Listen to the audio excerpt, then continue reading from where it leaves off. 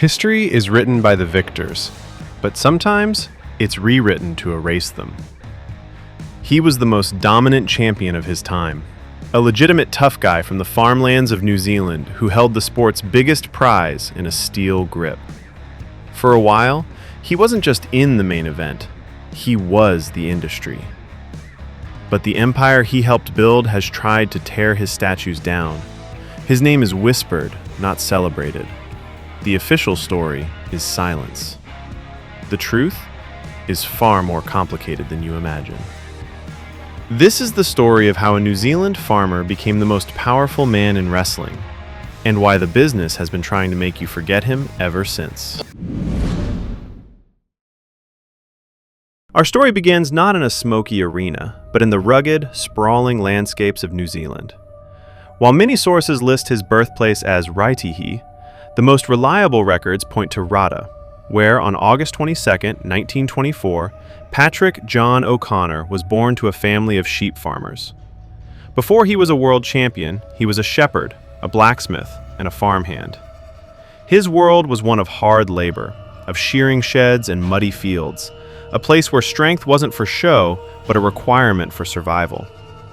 He would later say his incredible grappling skill was honed in those fields, wrestling what he called squirming, twisting 200-pound sheep to the ground. It's a fantastic story, the kind of myth wrestling is built on. But the truth of Pat O'Connor's foundation is even more impressive. While he definitely had a farmer's strength, he was also a gifted, disciplined athlete.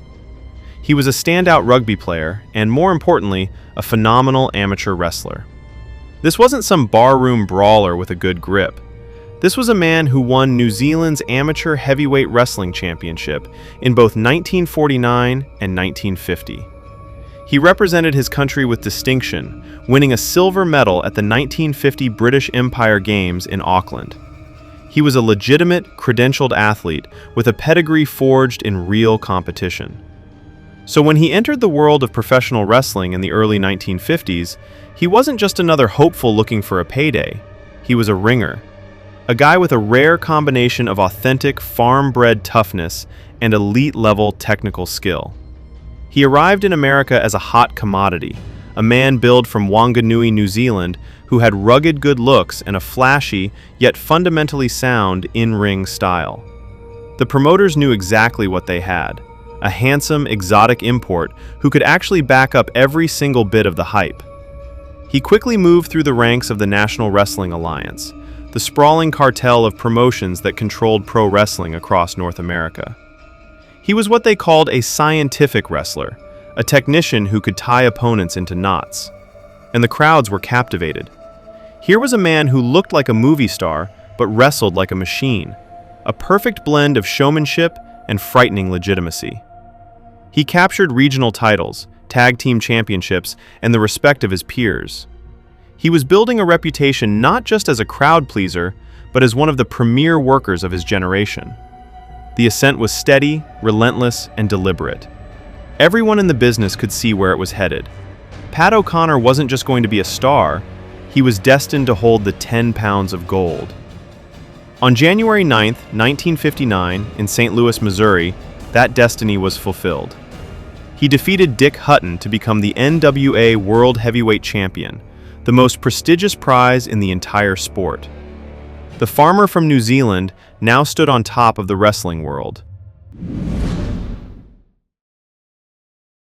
Becoming NWA World Heavyweight Champion back then meant more than just winning a title. It meant becoming the king of a sprawling, often cutthroat empire. The champion was the centerpiece of the National Wrestling Alliance, traveling from territory to territory, defending the belt against the top local star in every major city. It was a grueling, politically treacherous job that required a unique mix of in-ring skill, physical toughness, and mental fortitude. Pat O'Connor was built for it. For 903 days, he held the NWA World Heavyweight Championship, a reign that stands as one of the longest in the title's history. He was a fighting champion, a credible and respected ambassador for the Alliance.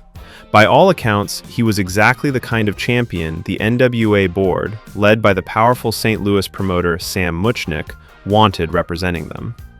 But the world of wrestling is never simple. Power attracts challenges, not just from inside the ring, but from the boardrooms. In 1960, a Minneapolis-based promoter named Vern Gagne grew unhappy with the NWA's structure and decided to break away, forming his own organization, the American Wrestling Association, or AWA. And here's where the story of Pat O'Connor's power gets complicated. In a brilliant political move to give his new company instant credibility, Vern Gagne simply recognized the reigning NWA World Champion, Pat O'Connor, as the first ever AWA World Heavyweight Champion. The logic was simple. If O'Connor is the real world champion, and we say he's our champion, then our title has a legitimate claim to being the real world title. This created a strange situation where, on paper, O'Connor was the recognized holder of both the NWA and AWA World Championships. But it was a kingdom in name only. O'Connor, loyal to the NWA, never wrestled for or acknowledged the AWA's title. The AWA gave him a 90-day ultimatum: defend the AWA belt against their #1 contender, Vern Gagne, or be stripped. O'Connor refused. After 90 days, the AWA stripped him of their title and awarded it to Gagne. The moment passed, and on the surface, not much changed. O'Connor continued his dominant reign as NWA champion. But a seed had been planted. A rival kingdom had been established, born from a direct challenge to the NWA's authority, with Pat O'Connor's name as its unwilling foundation. O'Connor's own reign would end not long after. On June 30th, 1961, in front of a record-breaking crowd of over 38,000 people at Comiskey Park in Chicago, he faced a new kind of challenger. A flamboyant, trash-talking, rule-bending superstar named Nature Boy Buddy Rogers.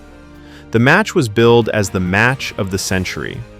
When it was over, Rogers walked out with the NWA World Heavyweight Championship.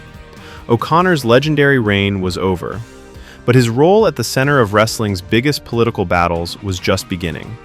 He had been the rock upon which the NWA stood, and the unwilling cornerstone of the AWA's rebellion. Soon, his legacy would become tangled with the birth of a third empire, the one that would one day try to erase him completely. This is where the history gets murky. It's where myth and reality collide, and where Pat O'Connor's story gets tangled up in the single most important political earthquake in wrestling history. And to understand it, we have to talk about Buddy Rogers. Rogers was nothing like O'Connor. Where O'Connor was a respected technician, Rogers was a charismatic showman. Where O'Connor was a promoter's dream, Rogers was a promoter's nightmare. He was notoriously difficult and favored bookings in the Northeast Territory, controlled by promoters Vince McMahon Sr. and Toots Mondt. The other NWA territories felt neglected, and the board grew tired of their champion's behavior. By late 1962, the NWA had decided they needed to get the title off Buddy Rogers. They had to bring the championship back under the full control of the Alliance.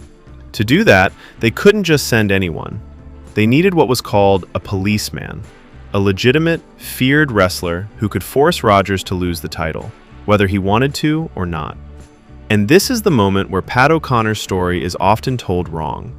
The legend, the one whispered in locker rooms for decades, is that the NWA turned to their stoic, legitimate farmer from New Zealand.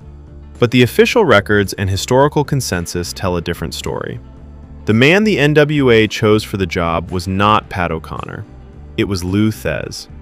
Thesz was, perhaps, the most feared and respected shooter in the history of the sport.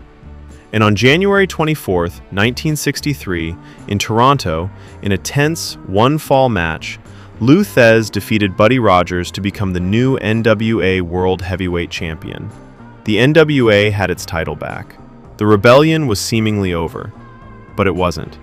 The promoters in the Northeast, Vince McMahon Sr. and Toots Mondt, refused to recognize the title change. They claimed that since the match was only one fall, instead of the traditional 2 out of 3, it wasn't a legitimate title switch. It was a flimsy excuse for what they did next.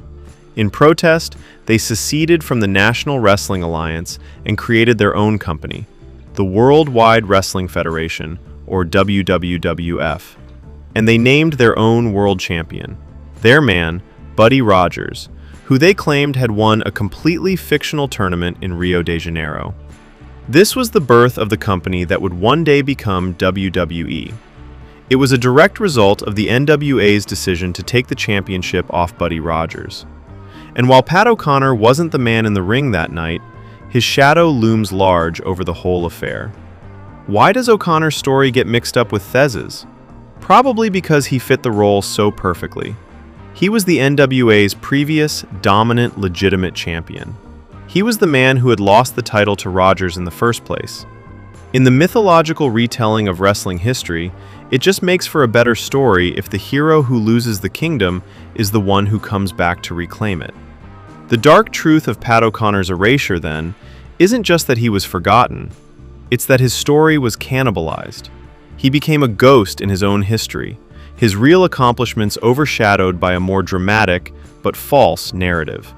The greatest power shift in wrestling history happened, and Pat O'Connor, the former most powerful man in the sport, was now on the outside looking in. With the wrestling world fractured and new empires being built, Pat O'Connor's career entered a new phase. His time as the singular, traveling world champion was over. So instead of ruling over the entire map, he chose to build a kingdom of his own. He settled in America's Heartland, becoming a key figure in the Kansas City territory. This wasn't retirement, it was a transition.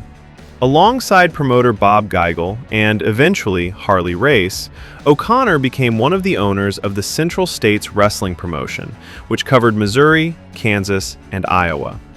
The man who was once the face of the entire alliance was now a power broker, a booker, and a behind-the-scenes force in one of its most important territories. The style of wrestling in the Central States territory was a direct reflection of O'Connor's own philosophy: tough, credible, and no nonsense. To get ahead in Kansas City, you had to be able to go, you had to be able to fight, and you had to earn the respect of the man in charge. For years, that man was Pat O'Connor. His influence is clearest in the career of the man who became the definitive NWA champion of the 70s and 80s, Harley Race. Race was shaped and molded under the guidance of O'Connor and Geigel in that territory. He embodied the same ethos of rugged legitimacy that O'Connor had championed his entire career. It's no coincidence that a territory partly controlled by one of the NWA's most respected former champions produced the man who would carry the belt a record 8 times. O'Connor didn't just run a wrestling promotion, he built champions. For decades, O'Connor remained a pillar of the NWA establishment. As his in-ring career slowed, his influence did not. He was a respected elder statesman whose opinion carried immense weight on the NWA board. He was the link back to the glory days, a constant reminder of what a champion was supposed to be. He continued to wrestle periodically, a special attraction who could still draw a crowd. But as the 1980s wore on, the territory system that O'Connor had helped build and sustain began to crumble. The national expansion of Vince McMahon Jr.'s World Wrestling Federation rendered the regional promotions obsolete. One by one, the territories fell. The world O'Connor knew, the world he had once ruled and later helped govern, was disappearing. The final chapter of his life was a quiet one. He had gone from the most powerful active wrestler in the world to a powerful regional booker, and finally, to a living legend watching the business evolve beyond anything he recognized. On August 16, 1990, Pat O'Connor passed away from cancer at the age of 65. When Pat O'Connor died, there was no massive industry-wide tribute. The WWF, the company that had won the war, gave his passing little, if any, mention. World Championship Wrestling, the last real remnant of the NWA, held a tag team tournament in his honor at Starrcade 1990, a respectful nod, but hardly the send-off a figure of his stature deserved. In the new national landscape of wrestling, the death of a regional king barely made a ripple. And this is the real heart of his erasure. It wasn't an active, malicious conspiracy. It was something far more insidious. the simple, brutal business of history being rewritten by new victors. To the modern WWE, a company built on its own mythology, Pat O'Connor is a complicated problem. He represents an era before them, a time when their universe was just one rebellious territory among many. More than that, his legitimate claim as one of the greatest champions ever exists outside their carefully curated story. He is an inconvenient truth. To admit his importance would be to admit the center of the wrestling world was once somewhere other than Stamford, Connecticut. So his legacy was allowed to fade. He was inducted into the WWE Hall of Fame in 2016 as part of the Legacy Wing, a bulk induction of historical figures that feels more like a footnote than a celebration. The story of Pat O'Connor is a tale of two men. The first is the real man, a phenomenal amateur athlete from New Zealand who became one of the most respected and successful NWA World Heavyweight Champions in history.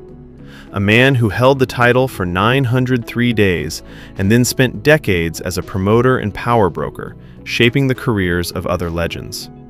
The second is the myth, the ultimate enforcer who is recognized as holding two world titles at once, the man at the center of the political screwjob that created the WWF. The dark truth is that the myth, as dramatic as it is, has served to erase the man. His real, tangible accomplishments have been obscured by half-truths and historical mix-ups. He is remembered for things he didn't do, while the things he did do are largely forgotten. He was, for a time, arguably the most important figure in professional wrestling, a man whose legitimacy was the bedrock of the entire NWA. How does a man like that get lost to history? It happens slowly. It happens when stories get twisted. It happens when regional histories are swallowed by a national narrative. It happens when a business decides its own mythology is more important than the truth. Pat O'Connor wasn't just erased. He was replaced by a more convenient and less accurate version of his own story. And that is the quietest and perhaps the cruelest power move of all. Pat O'Connor's legacy is one of the most complex in wrestling history. Was he a forgotten legend? Or has his importance been overstated? Let me know what you think down in the comments. His story is a crucial part of the sport's hidden history, and there are so many more just like it. If you want to keep digging into the dark corners of wrestling lore, make sure you subscribe and hit that notification bell. You won't want to miss what's coming next.